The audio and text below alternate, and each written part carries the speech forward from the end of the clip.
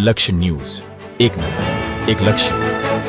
ધાંગ્રધાના ગુરુકુળ ચોકડી નજીક ટ્રેલર ટ્રકની પાછળ સીએનજી કેરી ગાડીનો અકસ્માત સર્જાયો. ઈજાગ્રસ્તને હોસ્પિટલ ખસેડાયા.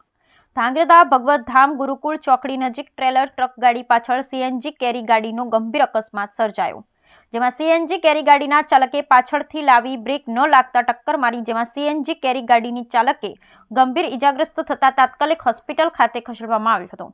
સુરેન્દ્રનગર જિલ્લાના ધાંગ્રધા તાલુકો જિલ્લાનું મહત્વનું સેન્ટર છે. અહીં કચ્છથી અમદાવાદ મેઇન રોડ વચ્ચે ધાંગ્રધા પડતું હોવાથી છાસવારે અકસ્માત જોવા મળતા હોય છે.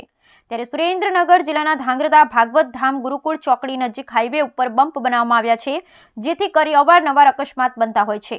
અત્યારે ગઈકાલ રાત્રિના 12 કલાકની આસપાસ ટ્રેલર ગાડી જઈ રહી હતી.